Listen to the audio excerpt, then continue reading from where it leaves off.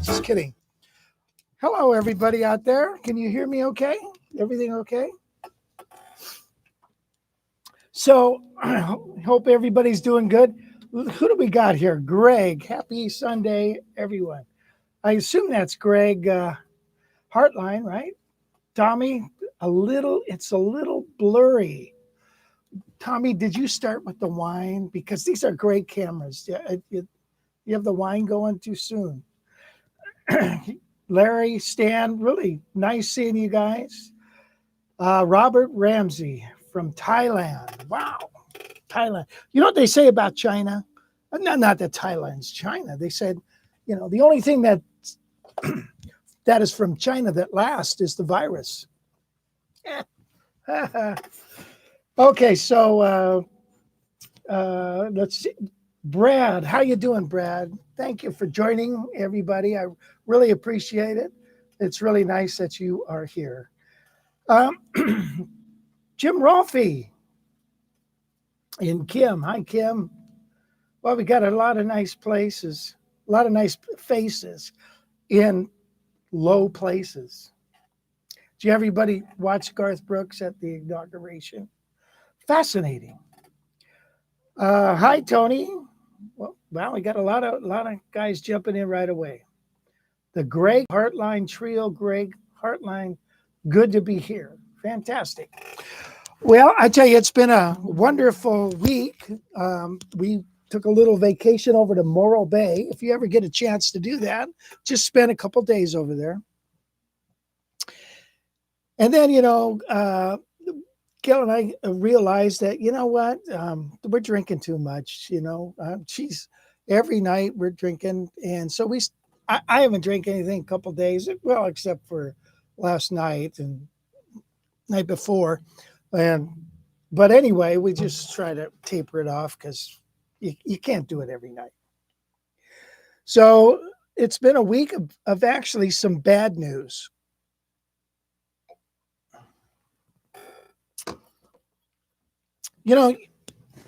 As a guitar player, if you're lucky, you get to interact with several people, and you interact with them, and then you might not see them for a while, like 10 years or 20, and then you interact with them again, and it's really cool.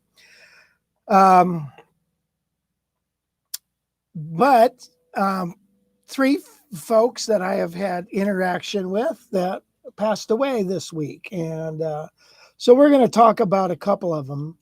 The 3 are Ron Anthony, which here's Ron's book. Ron is a wonderful guitarist, jazz guitarist, and we'll talk about what he's done. I helped him actually with that book when I worked for the publishing company. And then the next person was Tim Bogart from the Vanilla Fudge was his big claim to fame, as well as playing with Jeff Beck. And Tim passed away. He was at GIT, so I got to speak with him a few times. It was kind of neat. And the other person is Jimmy Rogers, the honeycomb, won't you be my baby? He had a lot of big hits, and I played for him a few times. And also a friend of mine married his daughter. And so anyway, we're not going to talk about Jimmy this week because there's some folks that I want to talk to first before we start being on Jimmy. But anyway, so we're going to do that. And then, of course, we've got our jazz journey coming up. We're going to talk about transposing. I've got some corner licks for you, and some technique and stuff. So we'll just have ourselves a good old time. Actually, what time is it here, Wes? I don't have a clock. Oh, there it is. Okay, good. Let's play another tune, shall we? Yeah, why not? This song here.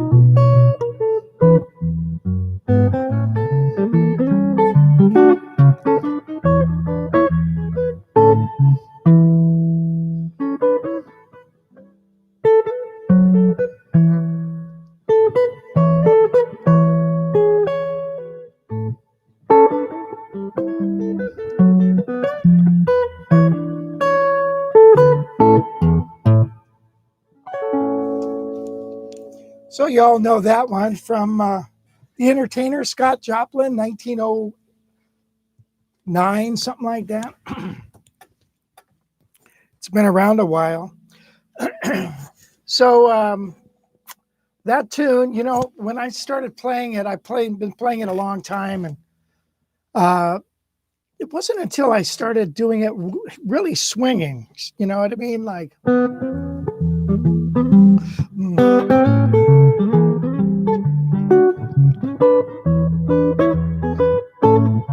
It's kind of like a swinging New Orleans kind of beat, and then it made more sense to me. Okay, where are we at up here? By the way, I have that lesson available to you, courtesy of 99-cent guitar lessons. Thank you very much. Okay, what are you guys talking about here? Hertz Castle, yes, it's great. It's amazing. And there's a winery right across the freeway where you can grab a bottle of wine, sit on this cliff overlooking the beach. It's beautiful, and it's a regular place where we like to go. Not a bad shack. William Randolph, quite a character, huh? So he got all upset because, yeah, he was compared to Rosebud, Citizen Kane. You guys hear me talk okay? Is that okay? All right. So Andrew from New Jersey, great. Thank you. Philip, thank you. Stevie Stewart, hi, Steve. Nice to see your name up here. I appreciate it. Phil G, what's your advice on keeping a straight beat with the thumb in fingerstyle guitar playing? Well, you know, there is no such thing as syncopation if you think about it. You're either on the beat, and so if this plays a quarter note, and the top plays either on the beat or off the beat, right? Or it rests. So there's not a whole lot of things. If you think about it that way, then you'll realize, well, syncopation is just the coordination of the two fingers together. And let's see, is that a thin neck? No, it's a medium-sized neck on this. Great Wharf, yes. Okay, Bill Miller, what's happening, Bill? All right, so let's get into it, okay? Let's talk about this fella here. By the way, I have a few different videos interviewing Ron Anthony and Barry Swag. They were good buddies. Barry was about 10 years younger than Ron. I believe Ron was 84. Let's see, he was born in 33. So whatever that math is, Wes, you got that math together? It's a big number, I know that. So I helped Ron with the recording of this book. He recorded it at my house, believe it or not. And it's a good book, and it's like for a beginner into jazz. But we're going to talk about one section in this book as we later get into it. And I remember when how this book came about. Not to take away from Ron, but Tommy Tedesco was a big fish for our Dale's Atlantic Publishing. So, you know, he got up the nerve to call Tommy Tedesco and say, Tommy, would you be interested in writing a book for me? And Tommy said, I've been thinking about that, and I really want to do that. So it was a big hit. Well, if you want Tommy, you know, when Tommy says, hey, I have a good buddy, Ron Anthony, and he's a wonderful player. He's got some book ideas. I want you to get something together with him. You listen and you do it. So that was the consequence of this book. So Ron, all right, the history of Ron. I mean, come on. The guy, if you watch the interview was on YouTube as well as on our 99-cent guitar lessons in the miscellaneous part. And if you watch that interview, you're going to see that Ron played with everybody. Him and Barry came and stayed at our house a few years ago, and we did some videos, and he's got some videos there. There we are. See how we're having a good time? And by the way, that's not Ron's guitar. He has a D'Angelico. That was a Johnny Smith converted with pickups, and then Barry's playing my my Howard Roberts, which I just traded. So anyway, so they came out to my house, and Ron, spent the night. And when you talk to Ron, it's like, well, the first thing he says to me, we sit down. Hey, Ron, how you been?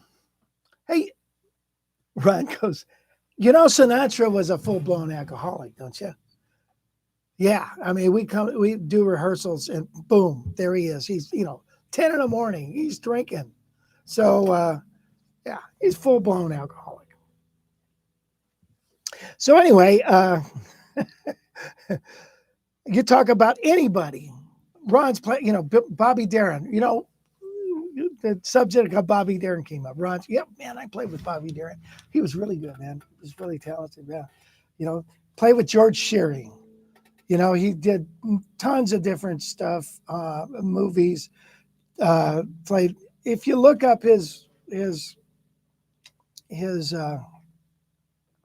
who he's played with, your jaw will drop.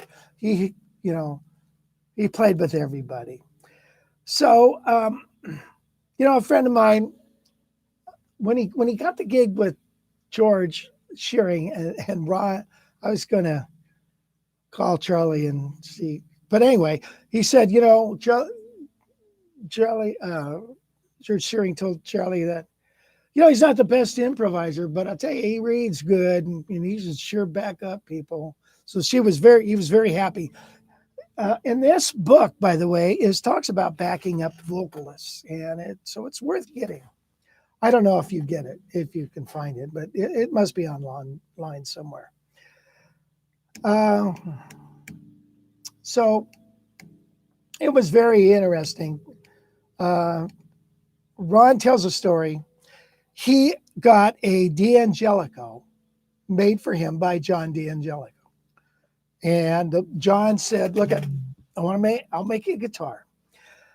Give me $25 and just send me some money. And I don't know if that's his D'Angelico. It might be. It probably is. I thought it was Sunburst, but he said, send me some money and we'll get it going for you. And I want $450 when you're ready. And Ron is like, oh man, I couldn't ask you to do that. And John D'Angelico is like, yeah, man, of course. And Ron tells that story.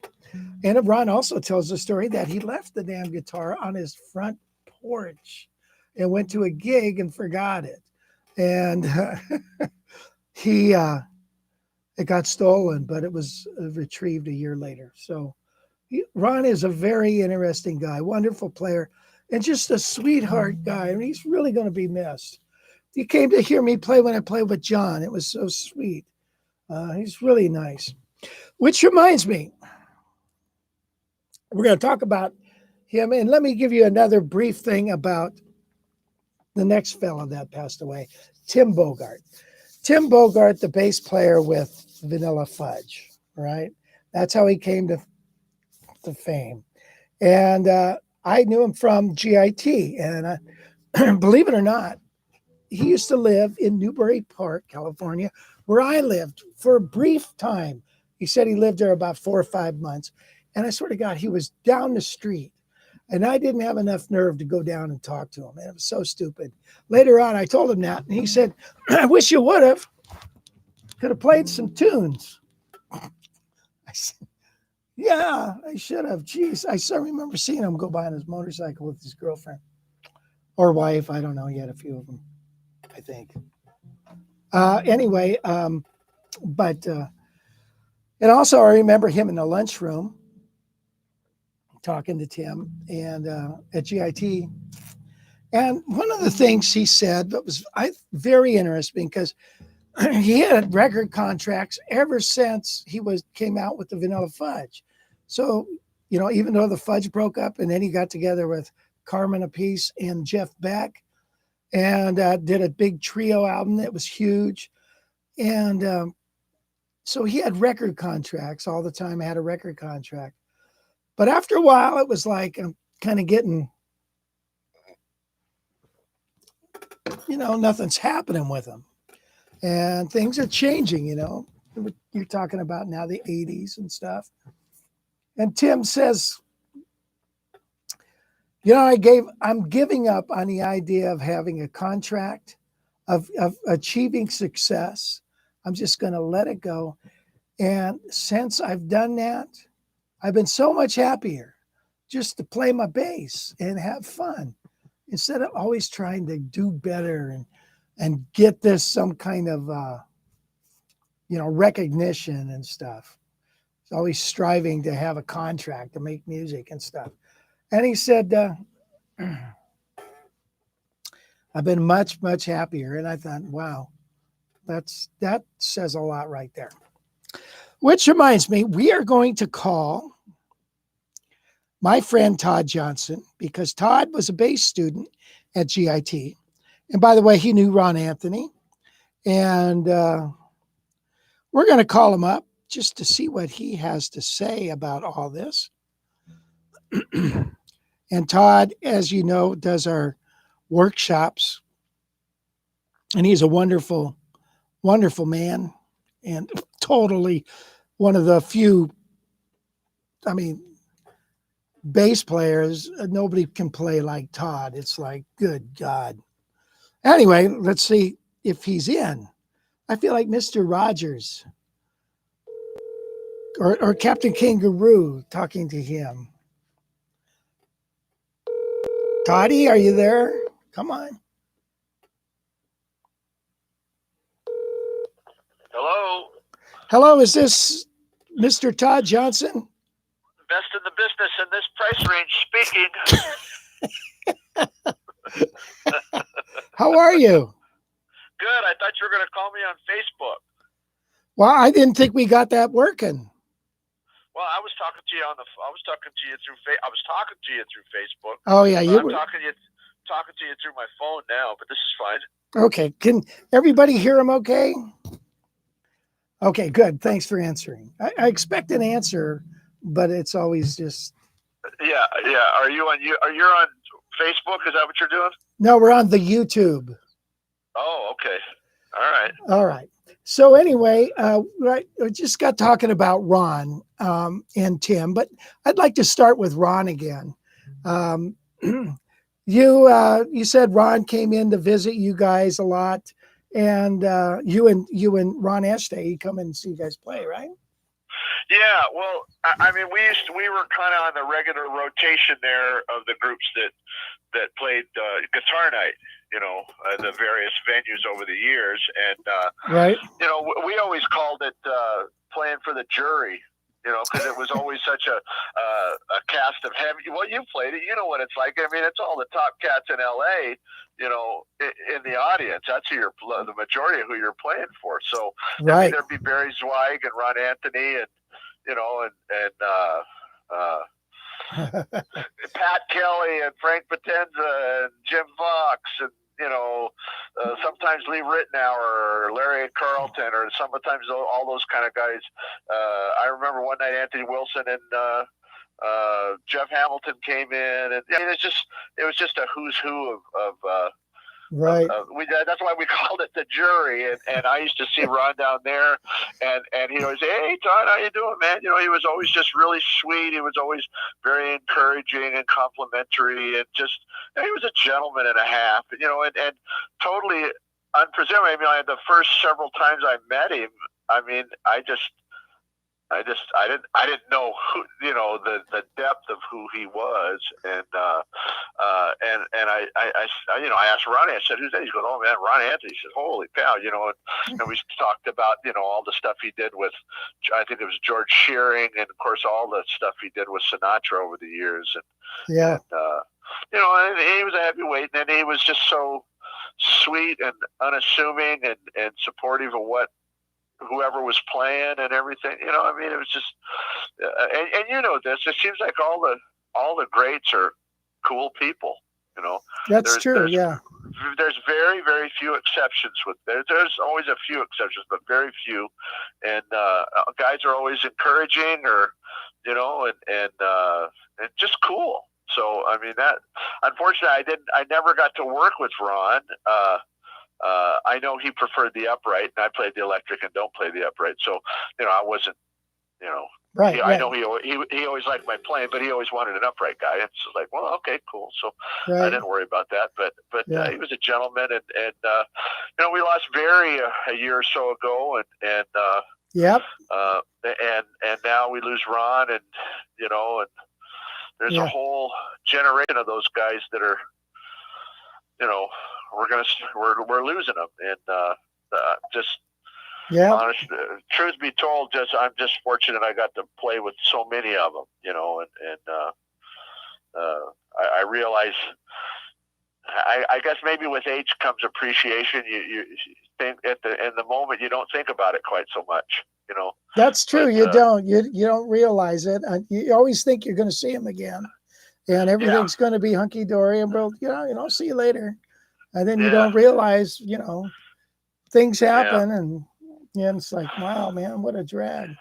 Yeah, none of us are getting out of this alive. So, right. and as we get older, we, or at least I know I've come to appreciate things, and looking back and kind of going, wow, that was a heavier moment than it seemed like at the time, So right.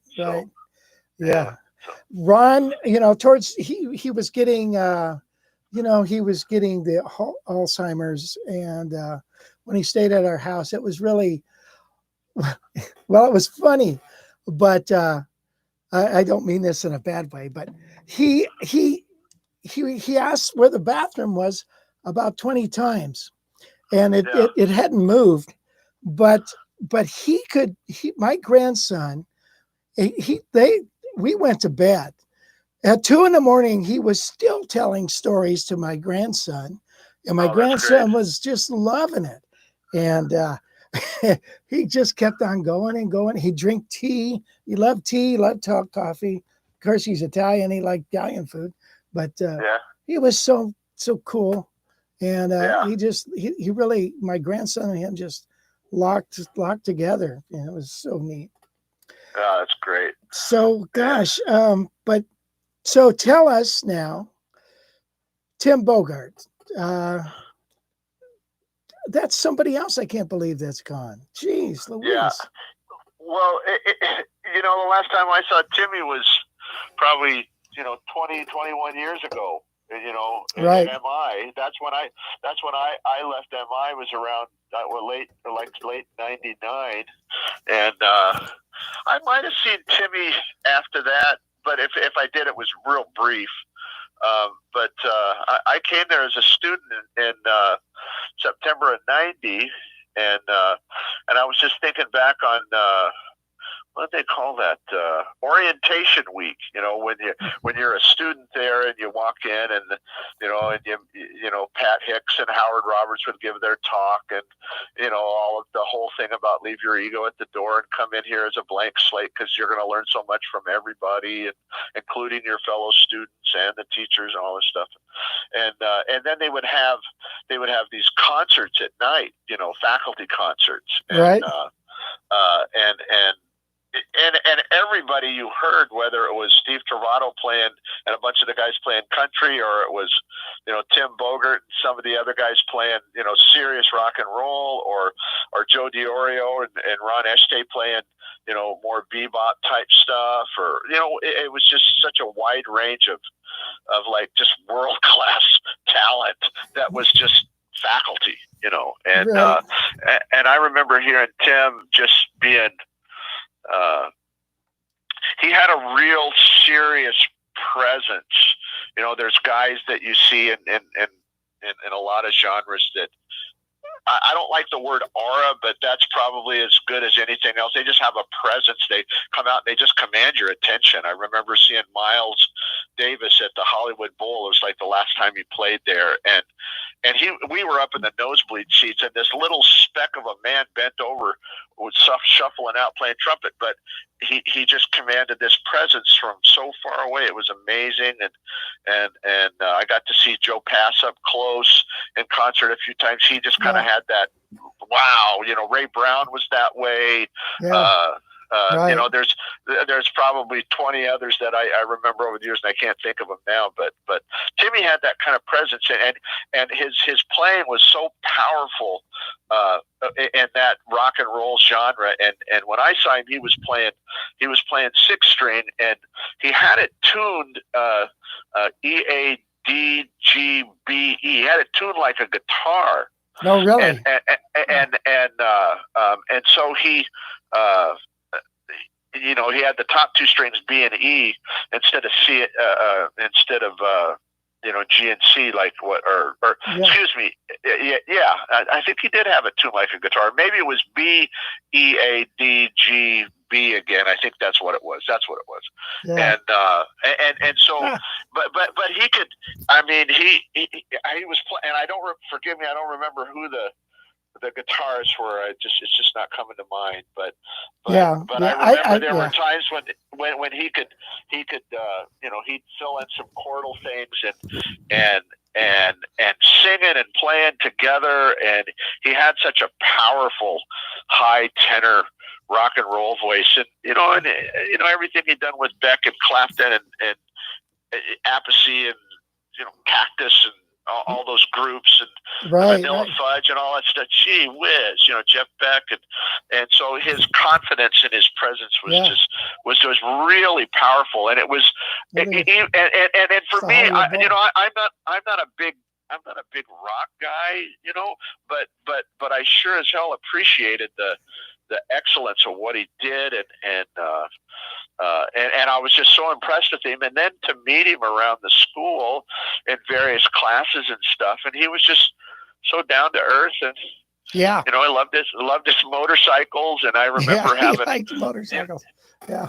You know, they had this back alley cafe for a number of years there, and you know, sitting there having a bowl of chicken pasta, and you know, Tim sitting with some of the guys, and Tim Bogart would sit down at the table and have lunch with us, and you go, wow, you know, not just hiding out with the teachers in the corner, and a lot of the teachers were that way with us. But I remember that with Tim, and you know, when guys start telling you stories about Jeff Beck, Clapton, you know, you tend to pay attention, and it was really cool, and so I didn't take so busy chasing the jazz guys around, you know, right.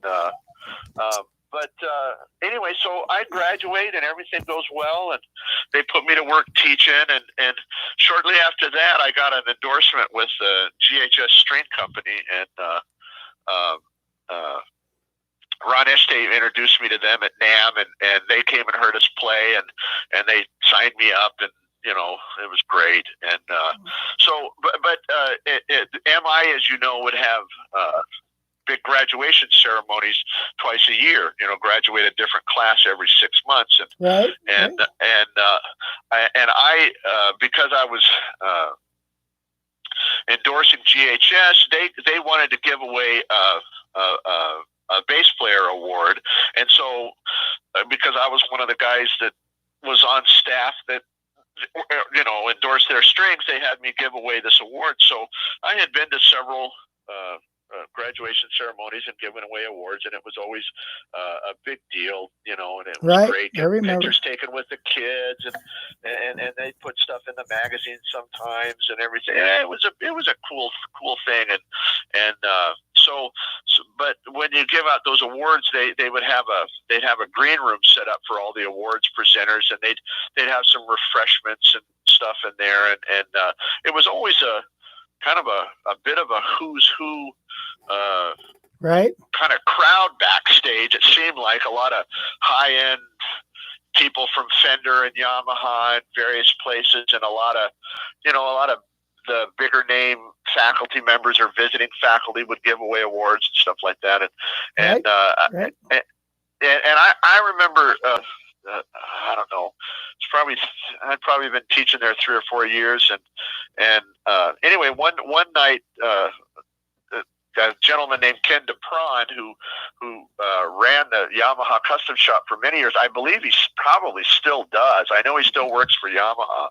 He's been with them, got to be close to 40 years. And anyway, I knew who Ken was. I had met him at previous graduation ceremonies, but just courtesy introduction. And, hi, how you doing? Good to see you, blah, blah, blah. And anyway, at this one graduation, Ken walks up to me. He says, "Hey, Todd, how you doing?" I say, "Yeah, I'm good." He says, "Hey, man, I'm just curious to know," he says, "if would you be interested in endorsing Yamaha basses? If we could build an instrument you'd be interested in?" And I'm like, "Well, yeah, of course I would, and absolutely." So he said, "Well, here's my card." He said, "Our office is over in North Hollywood." He says, "Why don't you give me a call on Monday and come by, and we'll take you out to lunch, and we'll sit and we'll talk about some options and things that you want. We'll figure out what we could do." And I said, "Oh, that'd be great."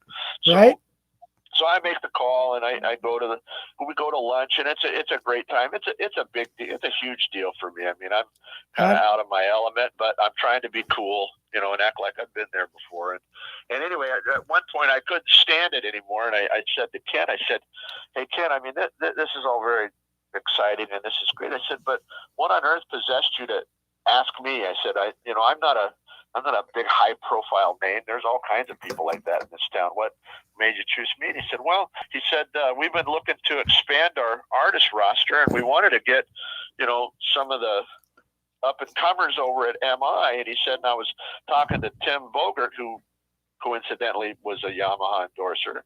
And he said, "Hey, Timmy, who should I look at?" And Tim Bogart said, "That kid over there, Todd Johnson, you need to sign him up. He's doing some really cool, innovative things, and he's climbing the ladder. Go. That's the kid that you want."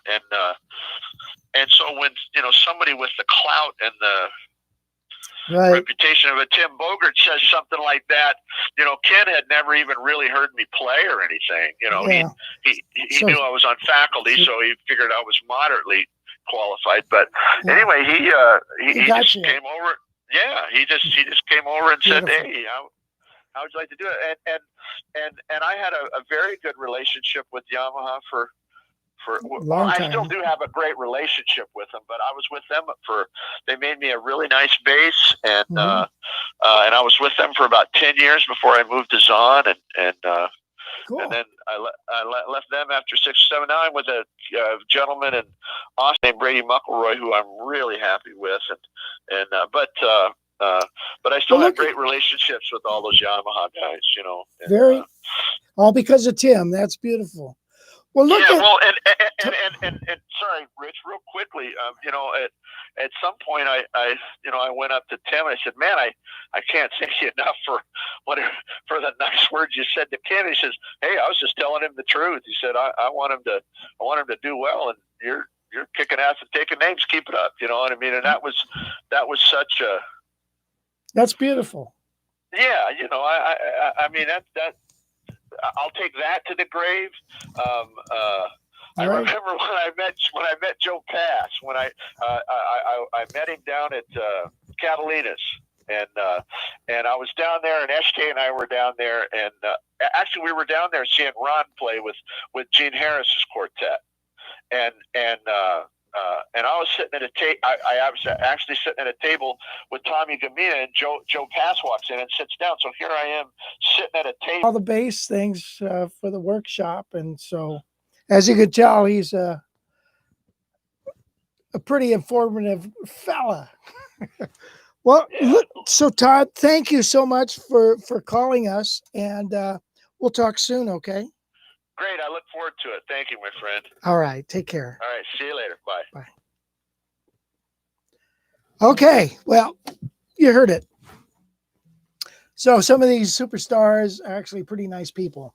Hey, let's do this. Wes, you want to run that video of Vanilla Fudge? We'll just run it for a few minutes, a couple minutes, just so you can see Tim in action. By the way, I think this video was on the Steve Allen show, and Tim talked to me during lunch one time about doing the Steve Allen show, and he said, we did rehearsals and all that, and Steve asked me to come to his office. 10 years, and I stay sub 10% body fat year round. Well, you could say, well, I have a couple injuries and I can't lift heavy. You don't have to lift heavy to get in shape. You imagine say, well, I can't stick to a diet because I'm always hungry all the time. One of the biggest you can follow diets where you're Hollywood, not hungry and you're talking eating to Tim your favorite about foods. music, you say, I'm not in shape because I don't know who to listen to. I don't know even what to do. Well, here's your chance to put all those myths to rest and learn exactly what you need to do to get in shape, depending on what shape you're in right now and what shape you want to be in. With all those failed past attempts to try dealing with that, do you really think that this time is going to be any different? I mean, how long are you going to keep trying on your own? Well, it's starting in just a few weeks, so they can't waste time on the wrong. Stand by. Stand by. We're standing by. Why am I hearing skeleton?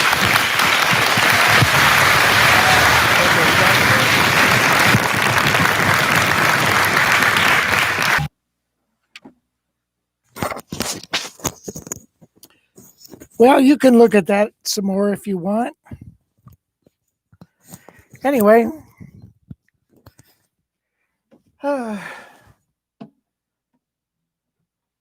So I used to listen to that. I used to come home from school. I had that Vanilla Fudge album in high school, come home, and I'd listen to that and play along with it.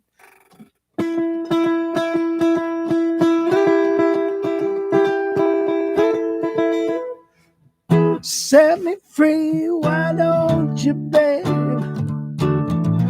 Out of my life, why don't you, babe? Woo! Okay, Mark Stein, keyboards and vocals. He stopped at Al Pashota's house while we were jamming. Well, what? I forgot the Vanilla Fudge guitar player's name. Yeah, wow, what a trip! Because I know those guys were fairly local.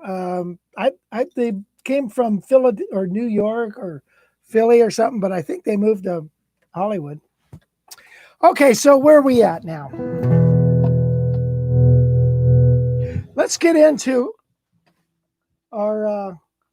Sorry we took so long on that, but I think it's important to remember these folks. You know, they poured their heart and soul into music. And they, like Tim Bogart, man, when he was playing at school, he was freaking smoking. And it's guys like that. And then other guys come after that and take what they've done and build on it. Ron Anthony was one of those cats too. You know, when you read his bio, the people, oh, by the way, he knew Wes Montgomery. That's another thing. He knew Wes and his brothers. It's like, geez, man. So he said Wes was just a great guy. And so was Ron. All right, the jazz journey. Let's get into our jazz journey. As you can see, let me turn that over for you. All right, so let's get into this in his book. One of the things that Ron talks about is being able to transpose. And in this book, you take a look at this. Wes, give me a side camera here so we can look at this. If you take a look at that, we're talking about the chords to green sleeves, just the first 8 bars. And, we've got a 2, 5, 1, 4, 6, 3, 6. That is Greensleeves. And then he has it. Your exercise is to do that in 3 keys, and then continue on to the next, and learn to play it. Learn to play tunes, not by just knowing chords, but also by knowing their position within a key. That is so important, okay, to know that this song, whatever song, Autumn Leaves, depending on what key, probably E minor, it goes, 2, 5 of 3, and then the flat 6, 2, 5 of 1. So you got to know that, because then you want to be able to transfer it in other keys. And so an exercise would always be to transpose things into a different key. So then when you go to do it in the key of C minor, you know that it's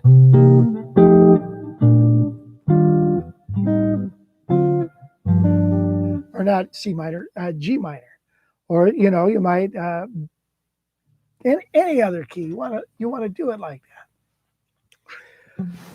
That is so important. So when you look at a chart, try to figure out not only how to play the song. Once you get past that, now you want to learn and you want to dissect or diagram is the word. Diagram the harmony as far as what chord is being played. 2, 5, 1, 4 of 4, 5 of 5, all those things. And it's very important so you can transpose it to other keys. Okay. That's our jazz journey. And I have some lessons. By the way, Ron has got some lessons too on here. So we made them free on the 99-cent guitar lessons. Look them up and you can experience a little bit of Ron Anthony yourself. That's so important for you to learn and kind of just kind of get the vibe off some of these people. I think it's really important.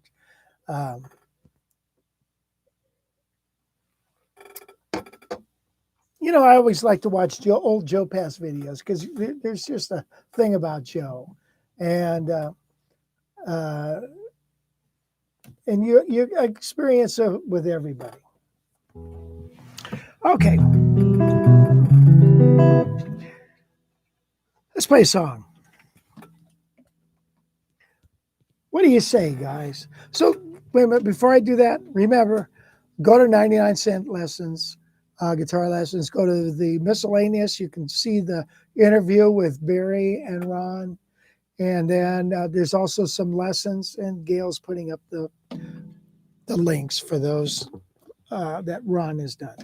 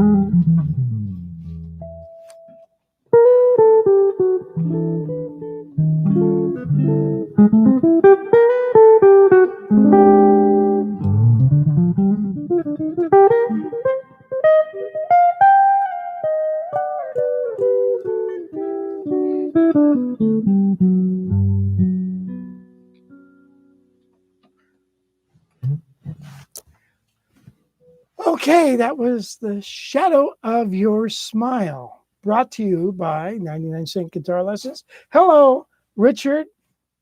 Did Ron look at soloing in terms of major scales? Can you just, I don't know what I don't know anything about his philosophy of improv.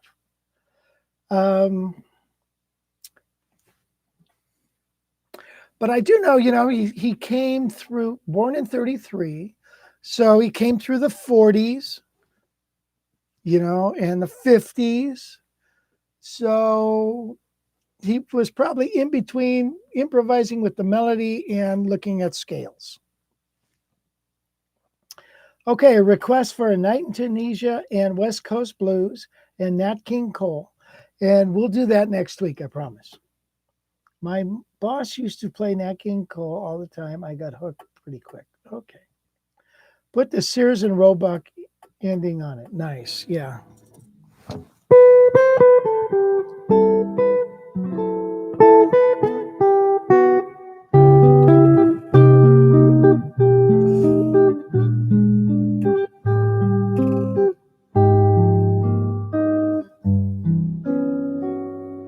That was the Sears and Roebuck ending that we did last time. Okay, Jimmy Rolfe. Thank you, Jimmy Rolfe.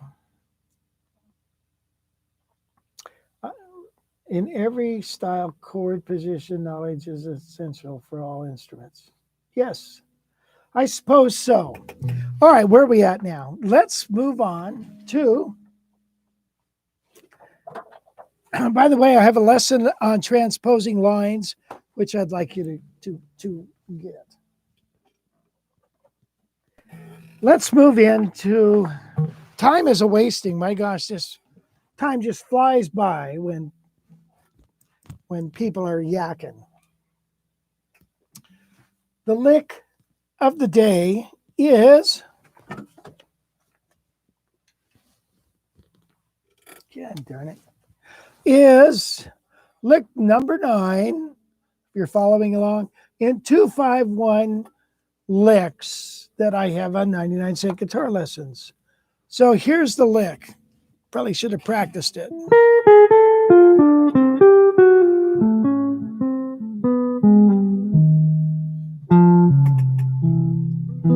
Oh, nice. Who thought of that?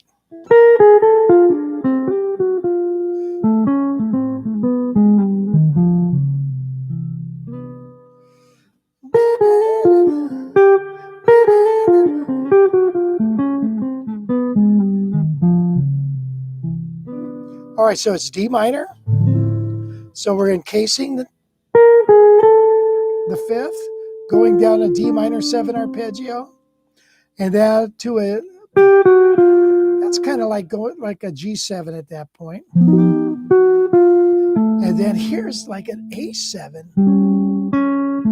and then a D7, and then now G7, G augmented, and then an F, a D flat chord, or for flat 5, however you want to look at it, of the 5 chord.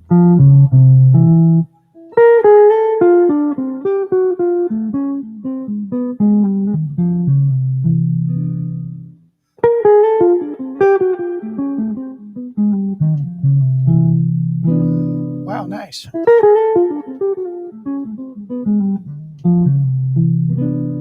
Let's do it in the key of A. I have it written here in the, actually key of G on an A minor.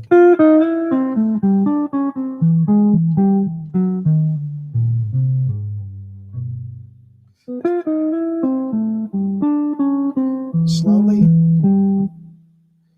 Oh. Then.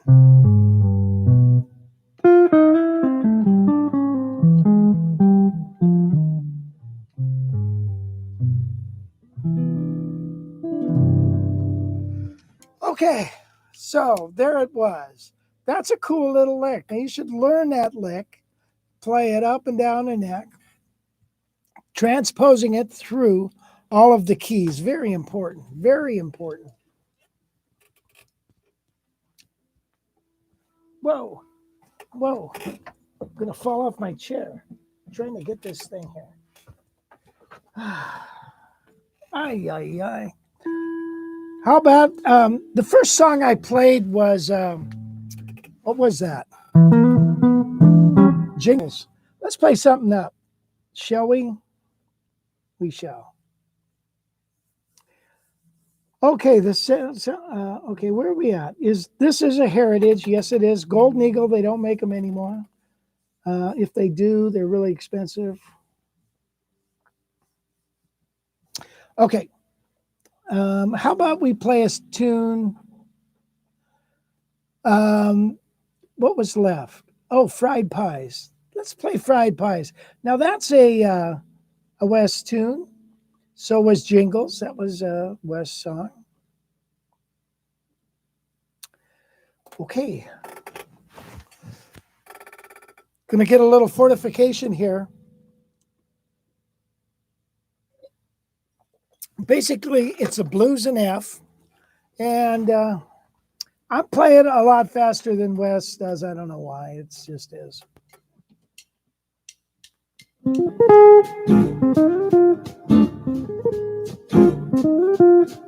Is the track loud enough? Hold on here. Let me start over.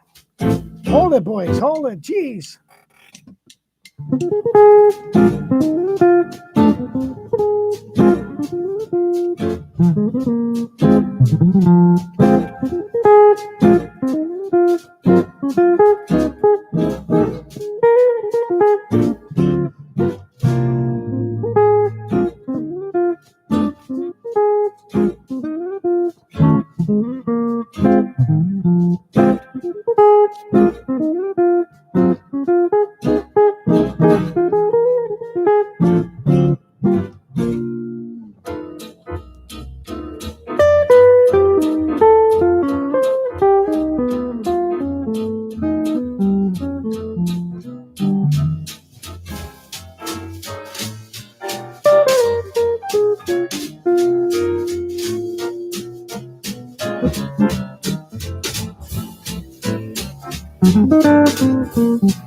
Now we're into blues.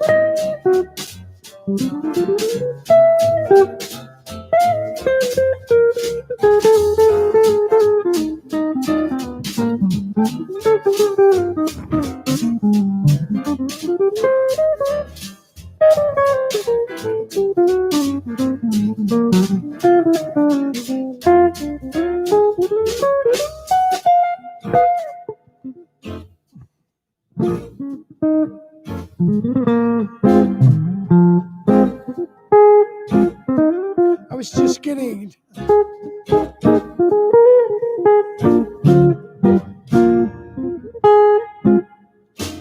Oh, that's the end.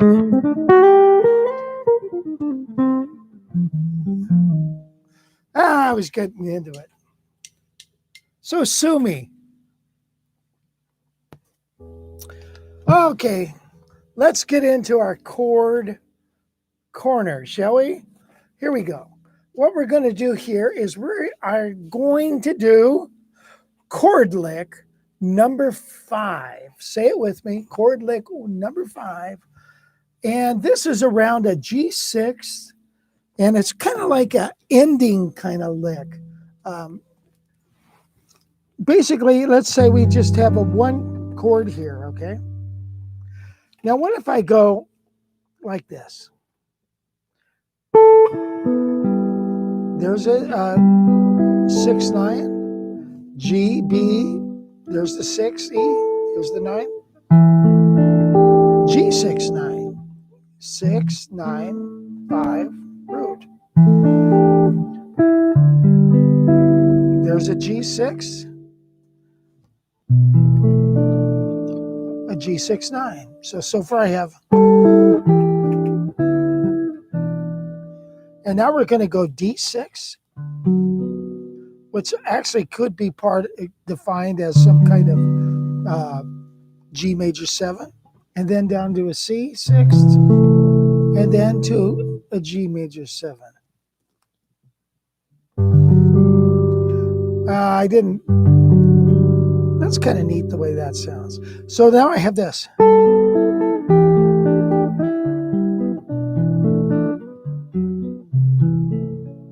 Wow. Again.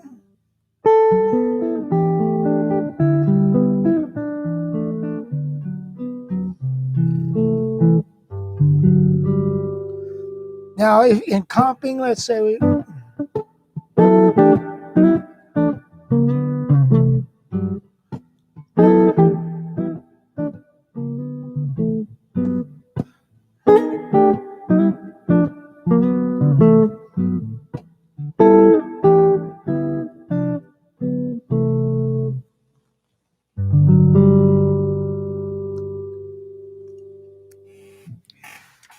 Okay, so there's our chord lick of the And now you can get these courtesy of Guitar College, or excuse me, 99-cent guitar lessons. Okay, where are we at? Are there any characteristics that you think might identify West Coast versus East Coast jazz guitar players? Wow, what a great question. I mean, current, what time era? That's the other question. But I've noticed that I think the East Coast guys get a lot more outside than West Coast guys. But, you know, I mainly am still listening to music that was 40 years old, you know, so I'm not listening to new music, and maybe it's a downfall, but you got to play what you like, you know. So I don't know a lot of the new guys, but I think, you know, in general, you might say the West Coast guy or the East Coast guys, I think, get outside more and might be a little harder to listen to. Rich played Shadow of Your Smile before, but the link given was the lesson for Unforgettable. Okay. So Gail took care of that.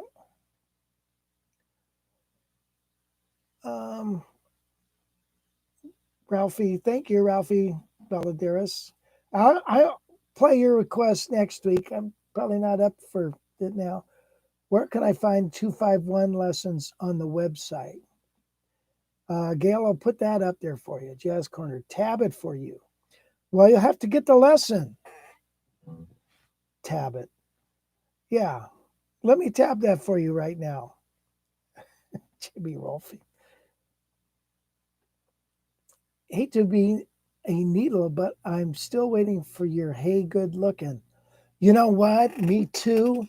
Every day I sit down to do that, and I've got it. I've got some new things for it. So that's why I'm...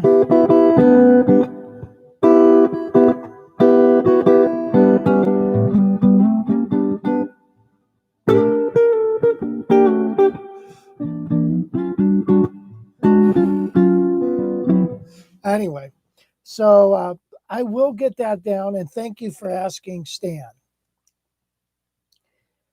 Is the G progression you just did somewhere on the site? It's part of the it's part of the chord licks right there. If you just get that, just buy that lesson. My gosh, it's fantastic, if I don't mind saying so myself. So just get it and learn it, and I think it'll open up some new things for you. So what are we going to do? We did the lick. Oh, the technique. Technique talk. You know, I thought of a guitar tip, Wes, and I, God dang it, couldn't remember it when it came time to do it. All right, let's do the techniques talk. And what we're going to do is the three octave chromatic scales. And this is quite exhausting for me to show this to you because I have to talk a lot. So basically, a chromatic scale is every tone between two tones. What we're going to do is we're going to play from G here to G here. Well, let's play first from A here to A here, because we'll get the idea of how it works. When I play four tones, I get a finger for each fret. When I go across strings, I move it down a fret. So you see that's A, B, flat, B, C, C sharp, D, E flat, E. Then we're going to move down again, another half step. And now I've ended here on G sharp. Now I'm going to go down here to A. Now when I cross strings, I stay on the same fret. between the B and the G string. And then I move down again, and I slide into the last note. So from A to A, which is only 2 octaves, looks like this.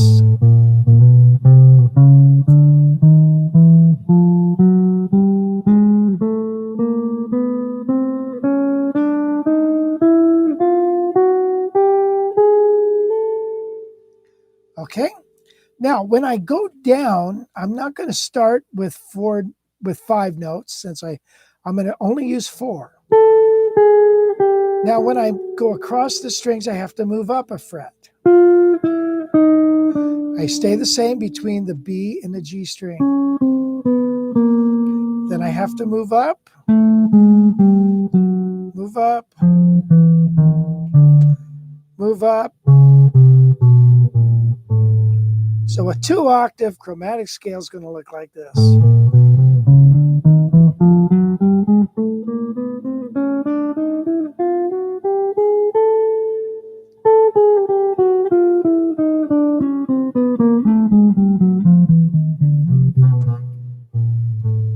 Okay? Now, when we're doing 3 octaves, we have to play 8 notes on one string 3 times. So when you play 8 notes on a string, it kind of looks like this. And you have to quickly move your finger to the next note. When we go backwards,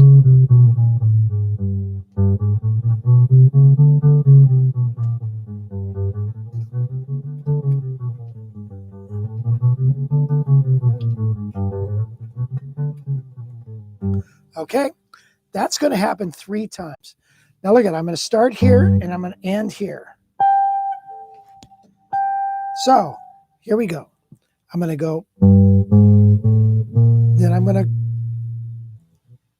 to call this a shift, a total shift of positions. Now when I cross strings, just like in the A1, the A chromatic scale, I move down a fret.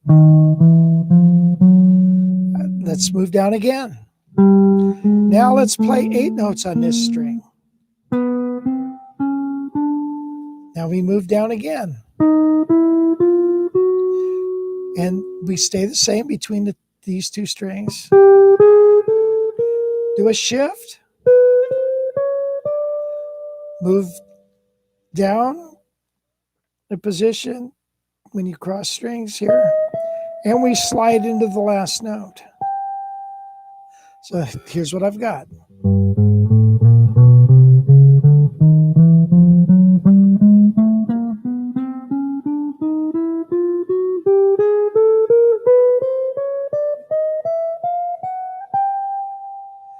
Okay.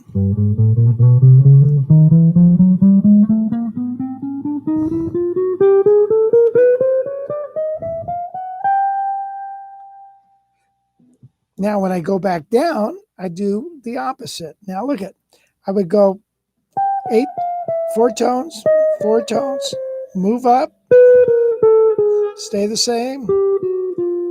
Let's do the shift here.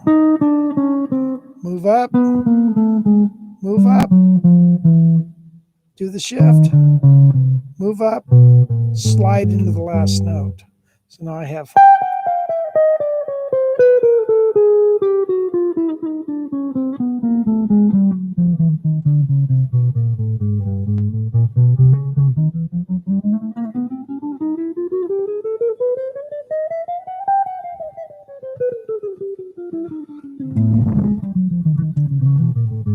It doesn't matter. It doesn't matter where you put the shifts. I could do.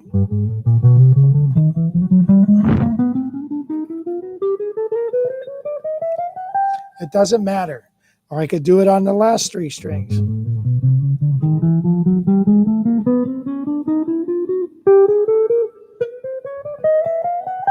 It doesn't matter. So that is a 3-octave scale. It's really good.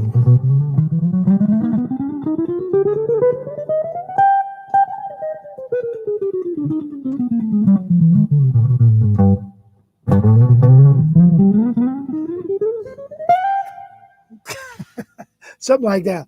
So really good practice. Okay, guys, I really want to thank you guys for coming out and having a good time with me tonight. And I want to thank Todd Johnson for joining in with us. And Wes, thank you for producing this. And Gail, thanks for putting all those links in there and having to listen to me some more. It's not like she doesn't listen to me enough. But anyway, appreciate it. And again, we will be back here next week. Hope you can join us.